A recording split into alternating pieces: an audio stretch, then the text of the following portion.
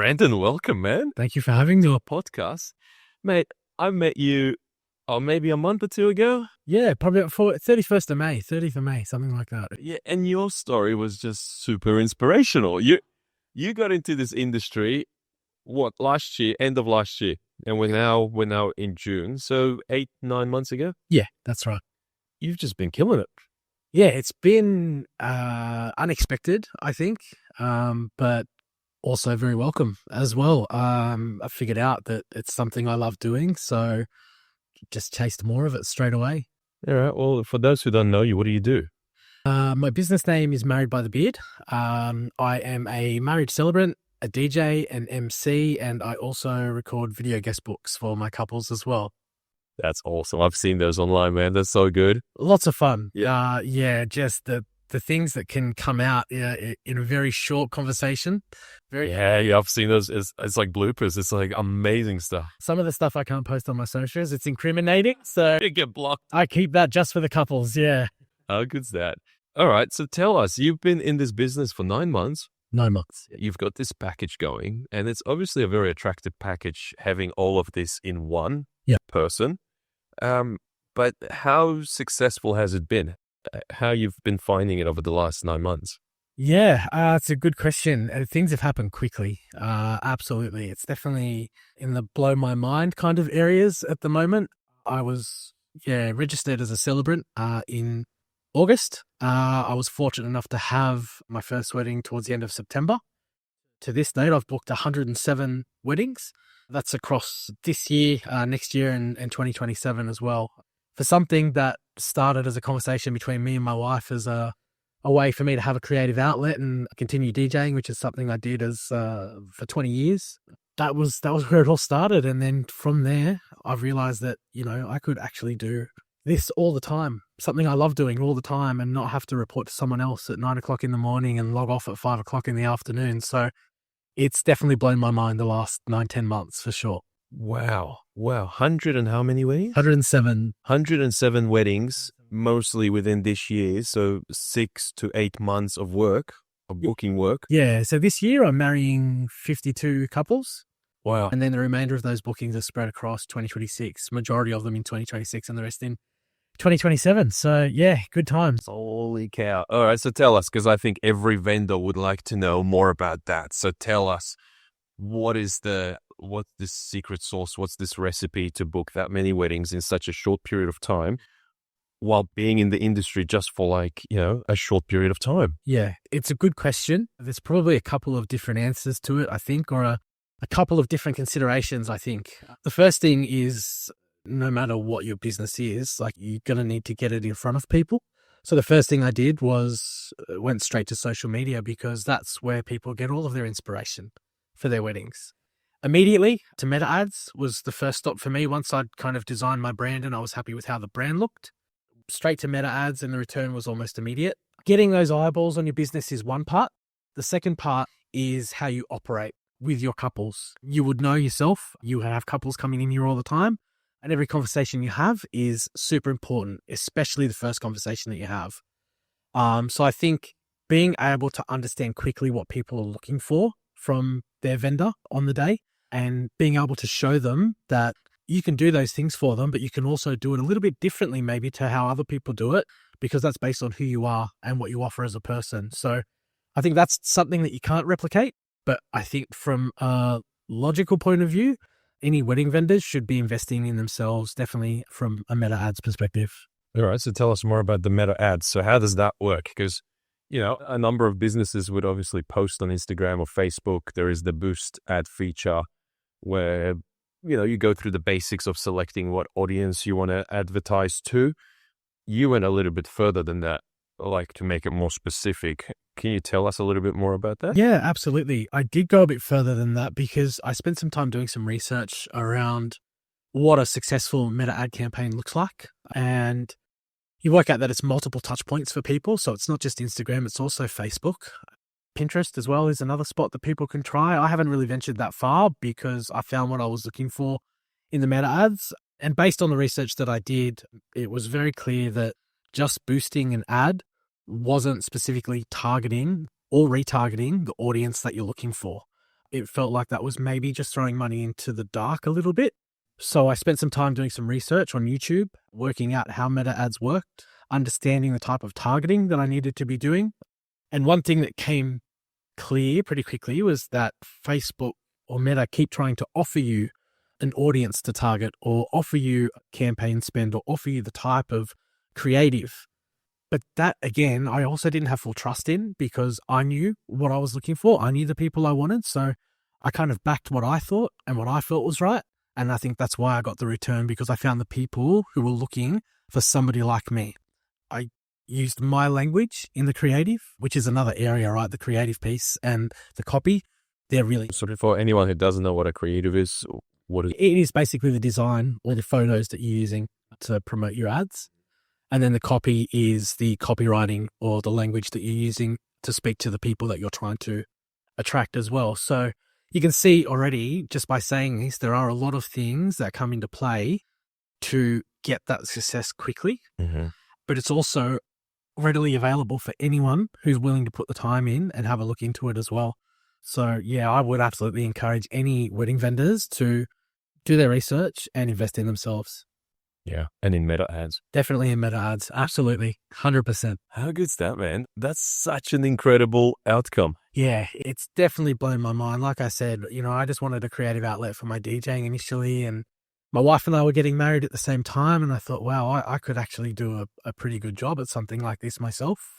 I wasn't confident behind a microphone at that time, but that's something you learn only by putting yourself out there as well. I remember my first ceremony, as I was introducing myself as a celebrant for the first time to people, my voice was waving so much. You could hear how nervous I was. I was like, hi, I'm Brenden. And I was like, I knew I needed to kind of give them a little bit more than that. But you grow, again, by putting yourself out there in those situations and doing that research as well, like with the meta ads. Like, it's all there for everyone. Yeah. And you mentioned, so you did your website and designed all that side of things? Yeah, I had a friend do up a quick logo for me, which actually shout out to Laura at High Design Creative, because that little logo has just been the backbone of my brand. I see it everywhere on Instagram. Yeah. Yeah, just the outline of my beard and the hat. And yeah, it's definitely become a staple. And I think when people look at that, they recognize who it is associated with now. So I'm just going to keep going, down that path for sure. I think your branding is on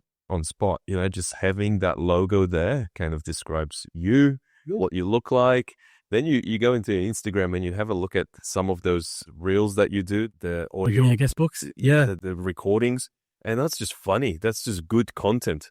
And I remember seeing it for the first time, just randomly pop up on my feed. I'm like, who is this guy? A brand new vendor just entered the scene. And immediately we start to see you on Instagram, Facebook, through those funny kind of interviews. That's definitely the intention behind it as well. So I'm glad it worked that way. But it's also it's about being true to yourself, I think, as well. So one thing for me that I definitely made my mind up on was, it's very easy for people, I think, to be influenced and try to become like somebody else and be like another brand or something like that. And I just felt like my personality as it is, who I am, that's who I want to be all the time. So I don't feel like I'm putting a mask on when I'm going to these weddings, and it doesn't become extra tiring because I'm pretending to be someone else. And I think all of the vendors that I've connected with through the industry so far have very much been that way as well. They are just who they are, and it's so easy. Like yourself and Jane, mate, very easy for us to get on straight away. And I think that's so important. You can have your meta ads and you can have, you can pay for this and pay for that. But I think intrinsically, who you are as a person is so important. Yeah. And I come across so many vendors, and immediately we had that connection when we met. And I thought, man, this guy's amazing. You could explain exactly, both from a business perspective as well as personal perspective, why you do what you do and why it's such a great success in such a short period of time. I'm like, this guy's amazing. But how good are weddings?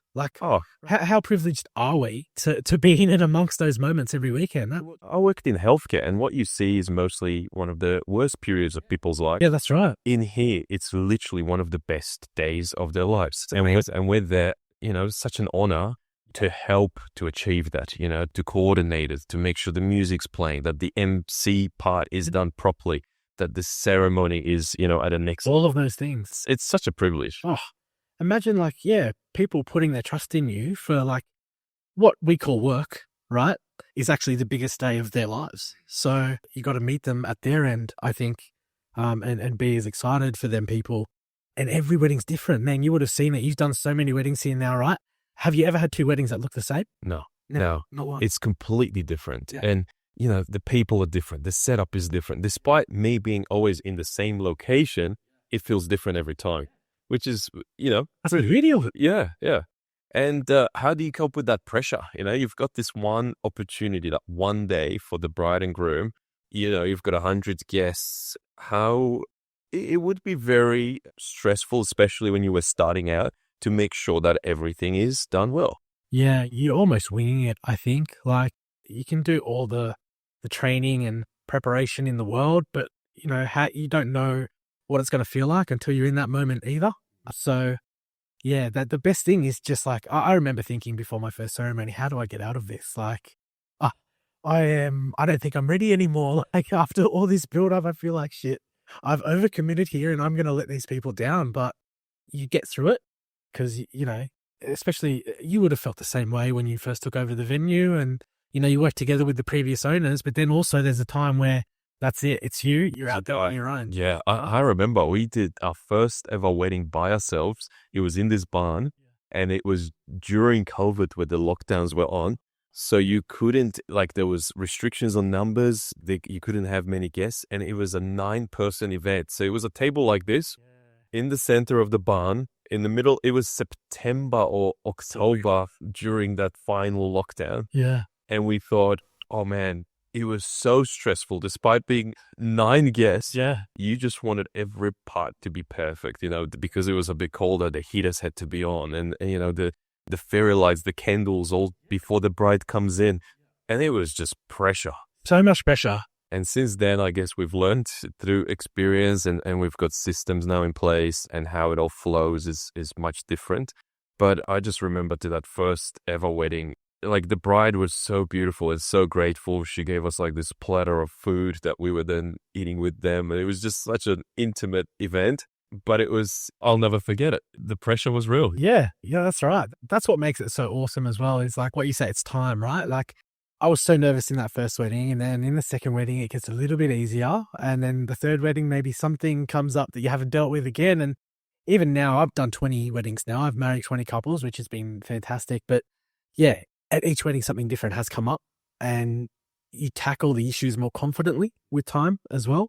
And I think who I am now after 20 weddings compared to who I was when I started, and the same with you and Jane and the way you run the venue, is very different, right? Because you learn from that experience and you can't buy that. No. You just have to live it. After 150 weddings, you finally feel like you've seen most things that could go wrong, things that you can prevent, things that you have to prepare for. Yeah.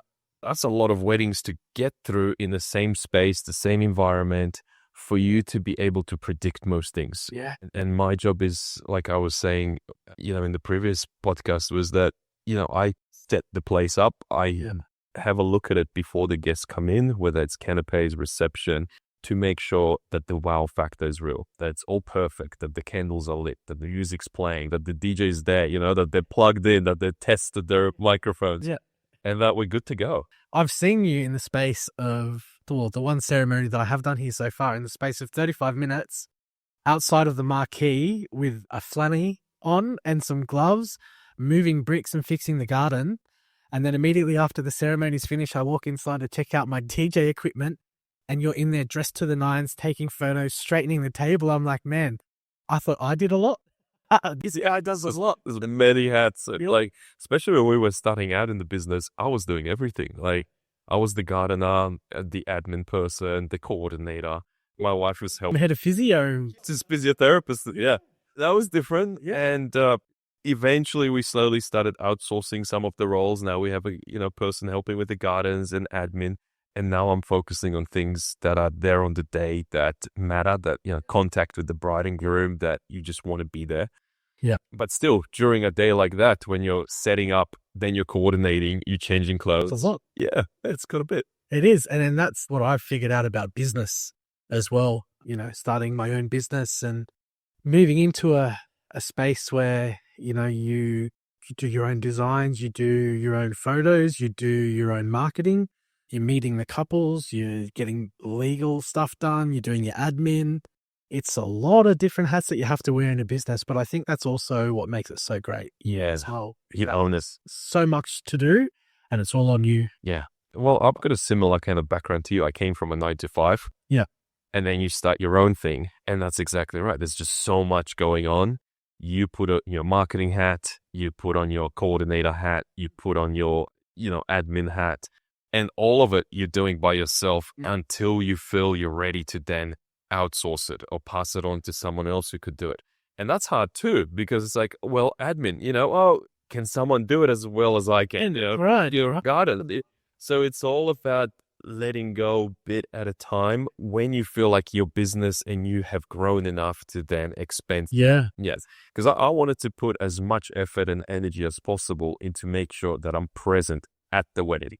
Because that's like, you think about what's important. Is it the admin? It's like, yes, it's all important, but what's the most important place where you want to be? It's like you want to be present. Yeah, that's right. And you want the couples to see that as well, because they've chosen, as much as they've chosen the venue, right? I think it goes back to what we were talking about before in terms of the personality. They also choose the venue owners or the people who are going to be there on the day as well, because you see the horror stories coming out of like horrible venue owners, and then you hear stories about people coming to Grow Wild and absolutely loving their experience as well. So that comes down to you and Jane.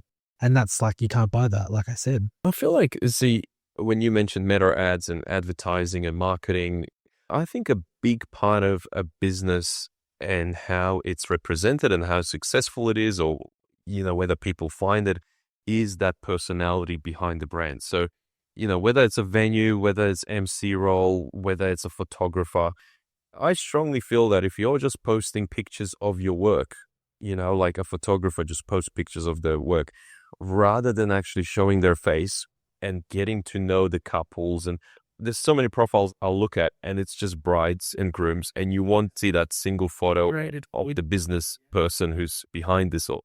And I think a lot of our clients, a lot of brides and grooms are looking for that these days. They want to know who is behind that business. Are they going to be looked after, or is it just going to be a cookie cutter experience where you're passed on from a team to a team, from a room to a room? And if you're spending this much time and this much money on one day, you want that personal experience. Yeah, I agree wholeheartedly, because it is often a big investment for people as well financially. Yeah. And then just from a trust perspective as well, like I said, we call it work and they call it the biggest day of their lives. So meet them where they need to be. Yeah. That's such a good reflection. It's like, it is their biggest day of their lives. If you have a vendor who's coming in and just is not feeling it, or, it's just like, oh, this is just a job, man, stop doing it. Yeah. It just brings the vibe, the mood down for everyone. 100%. And how many good celebrants and photographers and DJs are out there that have like a passion for this and a fire in the belly and want that booking and would give everything they've got. And then you see sometimes some vendors just like dragging it. You don't want that. You don't want that for the biggest day of your life. Yeah. So I think, what would be your advice then for the brides looking for someone like you? What do you need to be careful of, and what process would you go through to find the right vendor for them? Yeah, good question. I think social proof is like really important. There should be at least 2 or 3 touch points from a social perspective. A solid website, I think, is important. I think like an active socials, someone posting to their stories, posting themselves, like you said before, seeing who is actually running that business that you're interested in looking at. I think also meeting with the vendors is so important, whether that be face-to-face or whether that be virtually, it doesn't matter. But I also think as a bride and groom, you will know when you found that person that you're looking for, because you will connect instantly. I feel like, just in my own experience, I have known in most cases that I'm going to be booked by a couple before we hang up from the video conversation, because I felt the connection was so strong, so instantly. I think that's critical. Like, that's a big thing I say to the couples during a venue tour. I said, you'll know if it's the right place for you from the second you drive in. That's right. You'll know whether it fits your vibe, whether this is what you're into. Like, I remember us looking at so many different places when we were getting married, And from the car park, from getting out of the car, I'm like, yep, this is it. After looking at like 20 different places, I'm like, you feel it. It's a connection.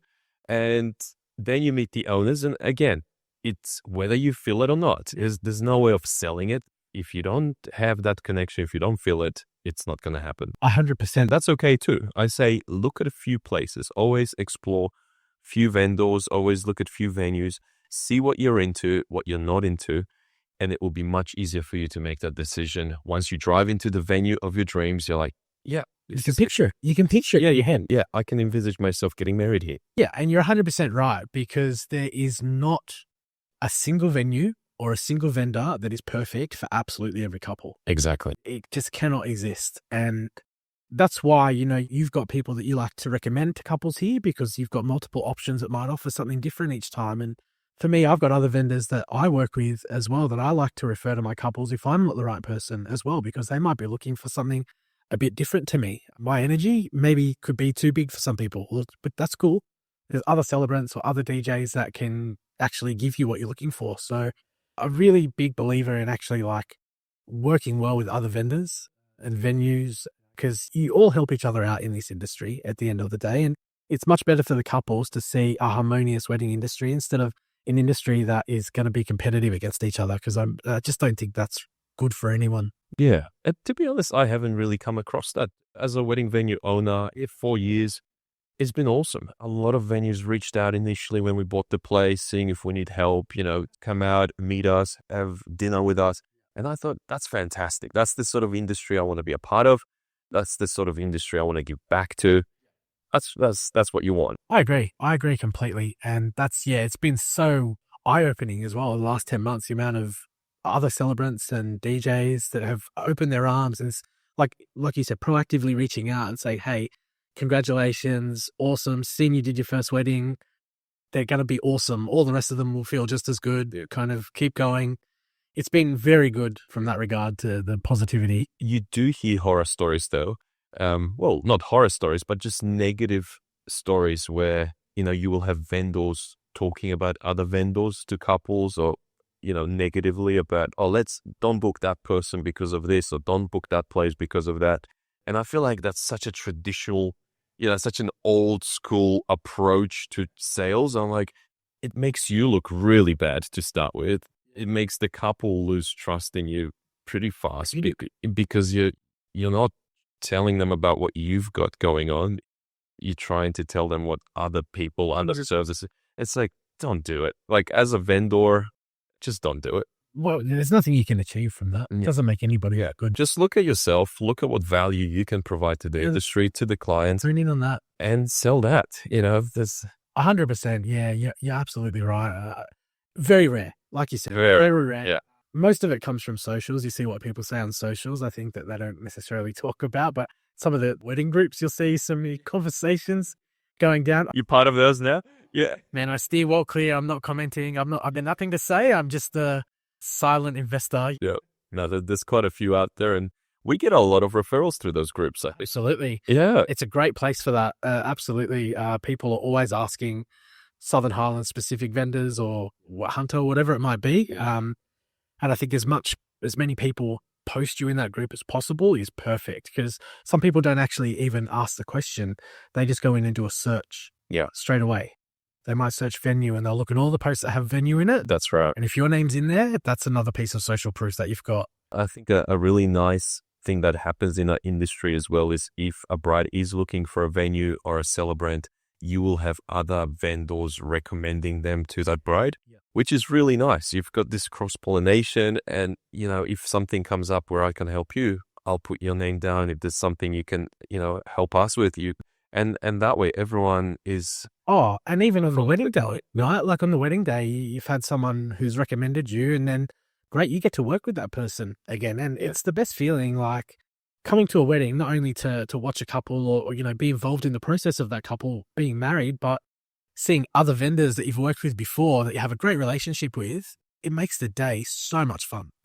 And it's not tiring. You go home and you're full of energy and you can't go to sleep because you're buzzing so much from like all of the positive things that have happened that day. It's just, it's fucking awesome. It's awesome. Yeah. And That's exactly right. I think if you get a really great group of vendors together as well, if like what I say to a lot of our couples is, we pick vendors on our list that bring that vibe. Yeah. If you put them all together, man, it's like a family, This happens, hey. and it's just amazing. Like you saw the wedding we did a few weeks ago, Yeah. the vibe that it just brings on having the right vendors here. It's fun not just for the couple, but also for the vendors. Yeah, that was such a great day. And yeah, I'm so excited to come back here again and do more weddings.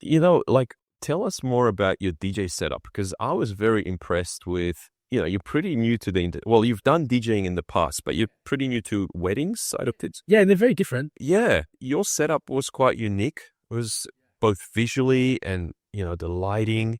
I was very impressed. I love to hear that. That's kind of what I'm investing in at the moment, is investing in myself in that regard, because I think, like we said, the wedding day is the biggest day of somebody's life. And I think as a DJ, you can't turn up with a black lycra, stretched tablecloth and cords flying out. I think you should have an aesthetically pleasing DJ setup. And I think an area where a lot of DJs probably fall down is the lighting as well, because good music is awesome and loud music is awesome, but when you create an atmosphere with your lighting as well, it becomes a whole different experience. It becomes an experience instead of just listening to loud music. So yeah, the tube lighting, that all works together. I mean, you can have the warm white during dinner. Some couples like a rich red as well. I've had a couple who wanted a rich red and I did that for them. And yeah, the uplights as well. I think that all connect to that lighting. It's about having them all working together to create that perfect atmosphere. And so, yeah, when I speak about DJing, it's not just the music element, it's the lighting element as well. But wedding dance floors are very different to clubbing dance floors. Most of my experiences come in the clubs around Sydney over the last 20 years. I don't know how old the people will be that are listening to this, but like a couple of the club names are like Chinese Laundry, Kink at the Outhouse, Soho. Oh, mate, we've been there. Yeah, One Love at Tank back in the day. Sublime, I don't know. Like, we're going pretty far back there, but that's why I got some grey hairs now. Too many big nights out. But that's where I got all my experience. So when I talk about being a DJ, it's something that I've done for a long time. That's where I'm most experienced in my business. Cool. Yeah, I just love good music, man, at the end of the day. And most couples kind of have an idea what they're looking for. Sometimes that doesn't always translate to dance floor success. So what they're actually paying you for is to be able to read the room, read the moment, and understand what needs to be done to create that vibe that they're looking for. That's awesome, bro. Yeah. Yeah, you're bringing quite a number of years of experience coming into the wedding industry now. A few big nights, yeah, on the way. Looking at some of the reels that you're posting with interviewing guests. Yeah. What are some of the best stories, some of the best stuff you get? Well, obviously the ones you can actually talk about. Yeah, where do I start? Oh, I mean, like, how honest do you want me to be right now? So I can be like... Go into it. Or I can be podcast honest. Okay, no, be honest. Forget about the mics. Okay, all right. Well, I had 2 weekends. Oh, no, sorry. It was about 4 weeks ago. One of the most stunning venues. I'm not going to say the venue name, but I was talking to the best man, and through the process of getting to know the couple, they both had filled out separate questionnaires, and the groom in this situation, he did not hold back on anything in his questionnaire. So I knew, turning up to this event, exactly what I was going to get out of this bunch of people. And I was talking to the best man about the groom, and I said straight up, what's the most amount of pills you've seen him do in one night? And he's like, well, can I be honest? He said, the same question that I asked, right? When you've got a camera on you, you're like, I don't know about this, but I said, I want brutal honesty. He said, well, I've seen him do more than 12. And I was like, what? More than 12? He goes, yeah, it was 8 orally and 4 up his bum. I was like, I didn't ask for that kind of detail, but I'm so glad we've got this on video. I said no mics. I mean, like, Legit. went deep. Proper. Literally. Proper. So, yeah, I don't know if you can post that or not. There, so you couldn't put that on these things. Oh, look, I find it hilarious, right? But I think there's people that will look at something like that and be like, that's a bit... They'll look at smug ass. They'll be like, okay, unfollow. Yeah, a bit much. But look, some of the best stories that come from people are just the experiences that they've had with the couple on their way through. Over the years, the bridal party generally gives some pretty good cheeky stuff. But the flip side of that is you get to the parents as well, and the relatives who can tell a richer story about, what they were like growing up and the moment they first met this person and how they started changing and growing, and the beautiful stuff really kind of balances the crazy stuff. Like I just says, yeah, that's right. There's a place for everything in these videos. That's the message. So how do you present that to the couples? Do you put it into a one long form video, or do you give it to them as clips? It's a good question. So what I like to do, because you can catch so many people on the video, and sometimes a couple wouldn't want the whole video being shared because it is kind of intimate just for them as well, because there's so many personal messages that are being talked about as well. I like to give them a full video, an edited video. Then I like to cut up all the different guest interviews into separate files and send those files separately, because that way the couple can then actually share those single files with the people who took part in the video guest book as a way to say thank you for your contribution. And then I also create a 30 to 45 second social reel of the funniest and most beautiful moments as well for them that they can post on their socials as well. That's fantastic, man. That's such a good service. You don't hear much about a service like that being offered in this industry. Yeah, I mean, there's a few people who do it really well. There's a guy, Tommy, from Wedding Chats. He's awesome. The service he offers is so special. He does a morning of with the bridal party as they're getting ready, and then the groomsmen as well. And so he gets the whole timeline of the day and tells a beautiful story. I'm just looking for the sharp bits and the funny bits and the real quick wins. Peels off the bum bits. Yeah, just it peels up the bum. If I get one of those at a wedding, I know the content's going to be great. Well, thank you so much for coming, man. Oh, pleasure. I think the content today is going to be very interesting, not just to the clients, the brides and grooms, but also to the vendors who are not just getting into the industry, but have been in the industry for a while and are looking at, hey, how do we market us stuff? How do we get our names out there? Man, you crushed it. In 9 months, you've booked over 100 weddings. Through some of the strategies you've spoke about. That's crazy, man. And look, any of those vendors have any questions as well? I'm so happy to talk to anyone, because there's so much work out there, man. At the end of the day, if I can help someone else, be better at their job as well, then how sick is that? So fantastic. My inbox is so open. Thanks, man. Thanks so much, Brenden. I appreciate your time. Thanks, man. Thanks for having me.